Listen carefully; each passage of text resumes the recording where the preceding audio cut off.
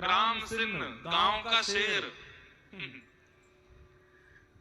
कभी कभी म्युनिसिपालिटी वाले उनको पकड़ लेते हैं, लेकिन अगर किसी ग्राम सिंह के गले में फंदा बंधा हो उसको छोड़ देते हैं, बोले कि किसी का पालतू है इसको छोड़ दो। ठीक वैसे भैया यम के दूत घूमते रहते हैं हम सबको पकड़ने के लिए, लेकिन जैसे ही यमदूत देखते हैं अरे गले में कंठी माला है, सिर पर तिलक लगा है, चोटी है, धोती है, बोले जरूर ठाकुर जी का, इसको मत पकड़ो, इसको यही छोड़ दो, इसको मत पकड़ो। इसलिए भैया दोनों तरफ से अपना कल्याण होगा। हम हिंदू राष्ट्र के भी हो जाएंगे, तिलक आदि लगाएंगे तो, और आध्यात्मिक स्तर पर भी ठाकुर जी के हो जाएंगे।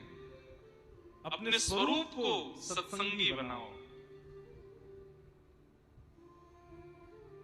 जब अंग्रेज नहीं आए थे, मुगल नहीं आए थे, उससे पहले हमारे भारत में सब धोती पहनते थे, उससे पहले सब तिलक लगाते थे। आपने कभी सीरियल में देखा राक्षस, रावण, कंस, ये सब भी तिलक लगाते थे, ये भी बिना तिलक के नहीं रहते थे।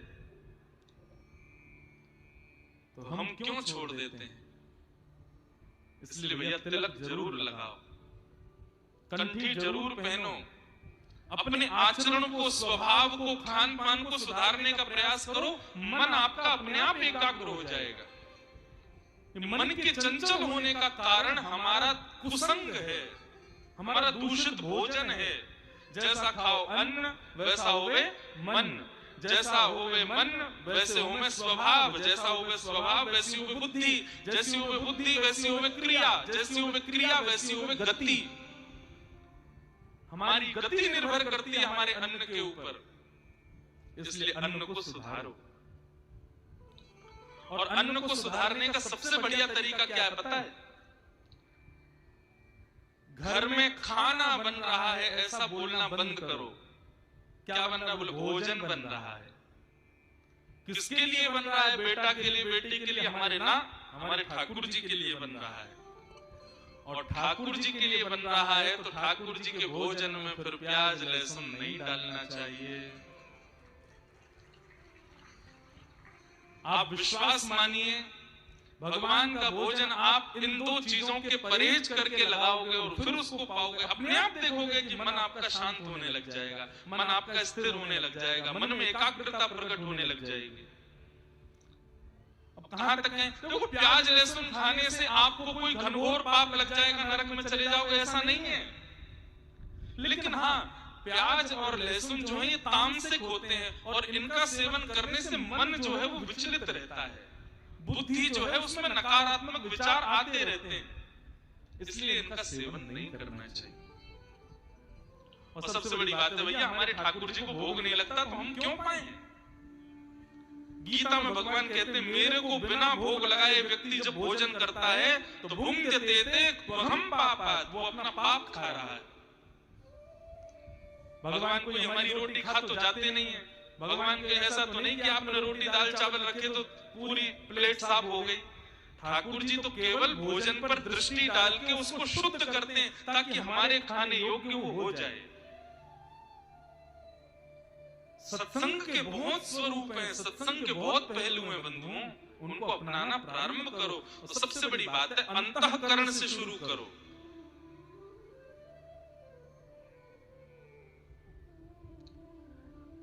मां, इंद्रियों को दोष मत दो, मन को सुधारो। और ये मन कैसे सुधरेगा? तब भगवान बोले मैं 5 लक्षण आपको बता रहा हूं, ये 5 लक्षण जिसमें दिखाई दे मां, उनका संग करना प्रारंभ कर दो। बंधुओं बहुत ध्यान से सुनना, ये 5 लक्षण जिसमें हो उसका या तो संग करो, और यदि ये 5 लक्षण किसी में ना हो तो अपने अंदर लाने का प्रयास करो। और 5 में से कोई एक लक्षण भी किसी के अंदर हो तो भी आप उसका संग कर सकते हो। लेकिन सबसे बड़ी बात हम बताएं, ये 5 लक्षण सुनने के बाद आप भी कहोगे कि भैया इन 5 लक्षणों से युक्त अभी संसार में कोई नहीं है। इसलिए सबसे बढ़िया ये 5 लक्षण सुन के अपने अंदर लाओ। कौन कौन से 5 लक्षण?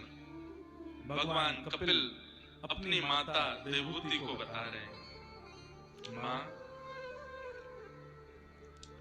तितिक्षव कारुणिका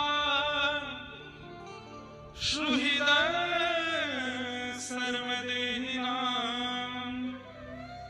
अजात शत्रव शांता साधव साधुभूषणा। 5 लक्षण। सबसे पहला लक्षण क्या है? सहनशीलता। कितने लोग सहनशील हैं? यहाँ पे हाथ ऊपर करना। मुश्किल से 4-5 लोगों ने हाथ खड़े किए। ये बात तो देखो ताली बजाने वाली है कि आप लोगों ने सत्य बताया। लेकिन एक बात बताएं, किसी की सहनशीलता का यदि पता करना, हाँ भैया हो, भैया खूब सहनशील हो, बैठो। किसी की सहनशीलता, जितनों ने हाथ खड़े किए ना, इनकी देखो सहनशीलता यदि पता करनी हो, अभी नहीं कभी मौके पे ये आपके सामने पड़ जाए तो इनके कोई दूषित विचार इनको सुना देना। भाई कुछ भी कहो, तुम क्रोधी हो, तो तुम लोभी हो, तो हमने देख लिया तुम्हारे अंदर लोभ है। कुछ भी कहो भाई यार, तुम्हारे अंदर ना ये क्या कहते हैं, जो है काम की भावना बहुत ज्यादा है। तुरंत देखना, सहनशीलता पता चल जाएगी। तू कौन होता है मुझसे ऐसे बोलने वाला? अच्छा, तो तुझको हम लोभी दिखाई देते हैं, तुझको हम क्रोधी दिखाई देते हैं। व्यक्ति अपनी वास्तविकता नहीं सुन सकता, वहीं पता चल जाता है कि वो सहनशील नहीं है। व्यक्ति की सहनशीलता यदि देखनी हो तो उसकी वास्तविकता उसके मुंह पे बोलो, तो हाथ जोड़ करके मुस्कुरा करके सुन ले, समझना कि सहनशील है। अब इसका मतलब ये नहीं है कि जबरदस्ती उल्टी सीधी किसी की भी बात किसी के मुंह पे जाके बोल दो, तो गुस्सा तो आ ही जाएगा बेचारे को। लेकिन सहनशील व्यक्ति उसकी वास्तविकता बताओ या उससे गलत बोलो, उसके हृदय पर उसका कोई प्रभाव नहीं होता। वो अपने समत्व में रहता है, वो अपनी समभाव में रहता है। लेकिन जो बहुत जल्दी अपने वास्तविकता को सुनकर के विचलित हो जाए, समझ जाना मां संग करने योग्य नहीं है ये व्यक्ति। सहनशीलता,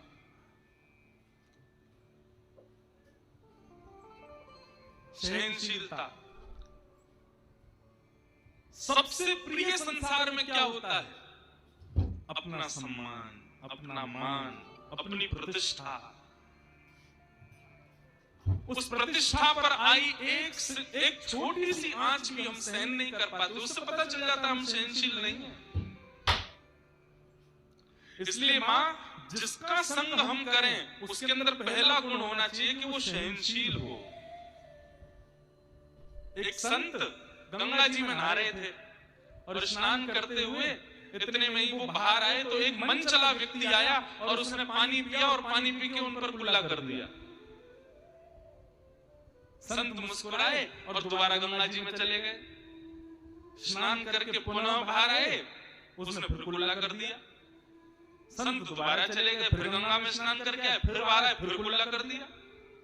लेकिन संत के हृदय को जरा भी ठेस नहीं पहुंची। वो चौथी बार फिर गए, स्नान करके बाहर आए तो जो बार बार पानी उन पर फेंक रहा था उस व्यक्ति को थोड़ा अटपटा लगा। बोले मैं इतना इनके साथ में बुरा कर रहा हूं, उनको गुस्सा ही नहीं आ रहा। अब की बार वो बाहर आए तो उन्होंने चरण पकड़ लिए। बोले महाराज जी, मैंने आपके ऊपर इतना गुस्सा किया लेकिन आपने बिना क्रोध किए बार बार गंगा में स्नान किया, मैं आपके चरण पकड़ता हूँ। महात्मा ने उसको उठाया, उसके चरण में गिर गए। बोले तू मेरे चरण मत पकड़, मैं तेरे चरण पकड़ता हूँ। बोले आप क्यों प्रणाम कर रहे हो? मैं तो आपका अपमान कर रहा था, फिर क्यों प्रणाम कर रहे हो? संत ने कहा, बोले हर बार तो मैं एक ही डुबकी लगाता था, आज तेरी वजह से 4-4 डुबकी लगाई मैंने। हर बार तो मैं गंगा जी में एक ही बार प्रवेश करता था, आज तेरी वजह से गंगा मैया ने अपनी गोद में 4 बार मुझे खिलाया है। इसलिए भैया धन्य है, तू आ गया, तेरी वजह से गंगा जी का बार बार आस्वादन हुआ। इसे कहते हैं सहनशीलता। सुनने में बड़ी अच्छी लग रही है लेकिन करने में उतनी ही कठिन है। बंधु, सहनशील बनो। और हम दावे से कह सकते हैं भैया घाट घाट के पानी पिए हमने, दुनिया भर में कथा करते हैं व्यक्ति के अंदर सहनशीलता का 100 भी नहीं होता, बिल्कुल सहनशील नहीं है आज का प्राणी। और हम औरों की क्या कहें, हमारे अंदर भी कहीं ना कहीं ये दुर्गुण होगा कि हम भी सहनशील नहीं, लेकिन प्रयास करते हैं फिर भी बने। अब आपको क्या लगता है, हजारों लोग कथा सुनते सब प्रेमी करते हैं, कई लोगों के खत आते हैं उसमें खूब बढ़िया बढ़िया प्रेमी बातें भी होती हैं। महाराज जी आप कथा ऐसी करते हो, आप तो यूं बोलते हो, आप तो ऐसे कर देते हो, आप तो बार बार अपने बालों पे हाथ फेरते हो। लोग बात बुराई भी करते हैं तो सहन करना पड़ता है। जरूरी थोड़ी हजारों लोग सब प्रेम करने वाले ही आते हैं कथा में, 2-4 लोग ऐसे भी आते हैं। लेकिन गोस्वामी तुलसीदास जी कहते हैं निंदक नियरे राखिए, निंदकों को सदा पास रखो। जो आपकी निंदा करे, आपकी बुराई करे, आपके अवगुणों को तुरंत आपके मुंह पे बता दे, उसको संग रखा करो। क्यों? ऐसा व्यक्ति सदैव आपको प्रगतिशील बनाएगा। लेकिन जो बात बात पे आपकी जहाजी हजूरी करें, बार बात पे आपकी प्रशंसा कर दिया करें, आपके मुंह पे ही आपके गुणगा दिया करें, ऐसे व्यक्ति आपको ऊपर उठने से रोक रहे हैं, यही समझिएगा। सहनशील पहला लक्षण, तितिक्षव। दूसरा लक्षण क्या है? तितिक्षव कारुणिका। दूसरा लक्षण है करुणा, मतलब दया। असहायों पे दया करो। मां, मन को यदि शांत करना है तो जिस व्यक्ति का हम संग करें या जो लक्षण हम अपने अंदर लाएं, उसमें दूसरा लक्षण होना चाहिए दया। सब पे दया करो। बंधु एक बात बताएं, दया का जन्म होता है क्षमा से। जो व्यक्ति क्षमाशील है वो व्यक्ति दयालु होगा। लेकिन जिसमें क्षमा का गुण नहीं है ना, वो कभी दयालु नहीं हो सकता। कोई बड़े से बड़ा अपराध कर दे आपके साथ, आप उसकी बुद्धि पर दया खाओ। कोई बहुत बड़ा दुष्कृत्य कर दे, आप तब भी उस पर दया करो, हमें दया आ रही है इसकी बुद्धि के ऊपर, हमें दया आ रही है इसके ऊपर, बेचारा कितना संकीर्ण सोच का है। दया, क्षमा करो सबको। क्षमा से दया अपने आप आती है। आपको एक बात बताएं, कई लोग मेरे से प्रश्न करते हैं, महाराज जी आप कहते हैं क्षमा किया करो सबको, लेकिन कोई इतना बड़ा अपराध कर दे कि जिस पर क्षमा नहीं कर सकते, तब हमको क्या करना चाहिए? देखो, लोग कहते हैं कि अपराधी को दंड मिलना चाहिए, बिल्कुल मिलना चाहिए, लेकिन क्षमा आपको क्या लगता है उससे दंड नहीं मिलता? वह भी एक दंड है।